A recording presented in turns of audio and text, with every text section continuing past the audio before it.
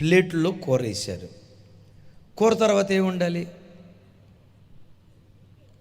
కొంచెం గట్టిగా. రొట్టెలు ఉన్నాయా సార్? ఇప్పుడు కూర ఉంది కానీ రొట్టె లేదు. వాళ్ళు ఎవరు కూడా సార్ ప్లేట్లో కూర వేసాం కానీ మరి రొట్టె లేదు కదా సార్ అని అడగలేదు, టెన్షన్ పడలా. విచిత్రం ఏంటో తెలుసా, ఆ ప్లేట్లో కూర వేసుకున్నారో లేదో, గిల్గాలుకు 30 కిలోమీటర్ల దూరం బయల్ షాలిష్ అనే ప్రాంతం నుండి ఒక వ్యక్తి నిన్నటి దినాన ప్రయాణం అయ్యాడండి. బైబిల్లో ఒక దిన ప్రయాణము అని రాస్తుంది. ఒక దిన ప్రయాణం 24 కిలోమీటర్ల నుంచి 30 కిలోమీటర్ల దూరం.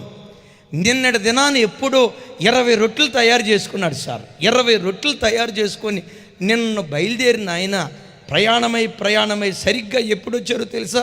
వీళ్ళు ప్లేట్లో కూర వేసుకున్నప్పుడు వచ్చాడండి. ఇక్కడ మీకు ఒక అద్భుతమైన మాట చెప్తా. ఇది గనక మీకు అర్థమైతే దేనికి మీరు కలవరపడరు. ఏంటి ఆ మాట చెప్తాను. ఇప్పుడు వీళ్ళకు రొట్టెలు కావాల్సి వచ్చింది ఎప్పుడు? కూర వేసుకున్న తర్వాత ఇప్పుడు రొట్టెలు కావాల్సి వచ్చాయి. రొట్టెలు దేవుడు ఎప్పుడు సిద్ధపరిచాడు? పెద్దగా చెప్పాలి. అవసరం వచ్చింది ఎప్పుడు? అవసరం వచ్చింది ఇవాళ. సిద్ధపరిచింది ఎప్పుడు? నీ దేవుడు ఎవరో తెలుసా? నీకు అవసరత రాకమునిపే వనరులు ముందుగానే దేవుడు సిద్ధపరిచి ఉంచాడు. ఇది నమ్మో.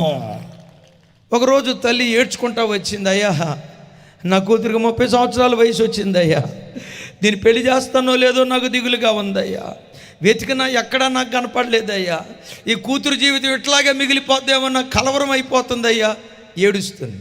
నేను అన్నా, అమ్మా ఏం కలవరపడుకో, ఆల్రెడీ నీ కూతురికి అల్లుణ్ణి దేవుడు సిద్ధపరిచి ఉంచాడు. ఆ తల్లి నా వైపు చూసి, అయ్యా తెలుసా, మీకు తెలిసినట్లుగా ఏమైనా ఉంటే అడ్రస్ చెప్పండి అయ్యా అన్న.